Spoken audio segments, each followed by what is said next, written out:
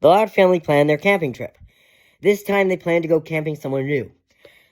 Somewhere they haven't been before. They got on the road and traveled for a couple hours. Once they got there, they unpacked the camping equipment and started setting up everything. Once everything was set up, everyone relaxed and began to do some activities. When evening rolled around, they started a fire and started to cook dinner as well. Everything was good. Everyone finished their dinner and started making s'mores. But as everyone was done, there was an animal noise. There was an animal noise was heard from the woods. They knew coyotes were around, but this sound didn't sound like a noise coyote would make. Normally, coyotes would howl or growl just like wolves. This noise sounded like a coyote was being ripped apart by something. Everyone looked at each other, confused on what the heck just happened. After a couple of seconds, everyone decided to brush the noise off and forget it. But of course, not everyone was okay with the noise. The oldest kid, Lori, was worried that whatever happened to the coyote would happen to her and the rest of the family too. She hid her worry from her family, fearing that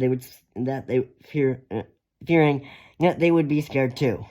Nothing happened for a long time, and everything seemed to be great. But then a low growl was heard from the woods.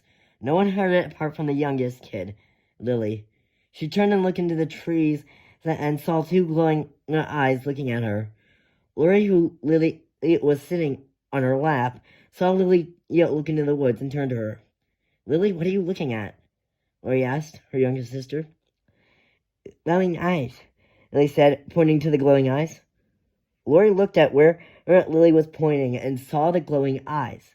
Lori gasped and stood up and grabbed Lily. She turned to her family and told them about the eyes, and they needed to get out of there ASAP.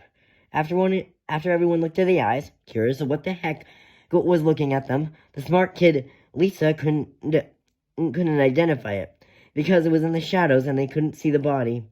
After a few seconds of everyone looking at the eyes, it ran at them. Everyone freaked out and dashed for the van, stumbling as they did. Lori was the last one to hop into the car and looked at the creature. It made it where their tents and everything else was. It looked around, not for the family, until it spotted Lori and looked at her as they drove off. They stayed at a hotel for the rest of the night. Most of them didn't get much sleep. One of these being Lori. She saw the creature from the flame of the fire. It had dark grayish color for fur, yellow eyes, long fangs that came out of its mouth, sharp claws, large eyes, and a furry tail. It was larger than a wolf or coyote. It was about as big as a bear, just less chubby. Lori didn't get much sleep, but it was a long time before she did. And Lori did get to sleep, but it was a long time before she did.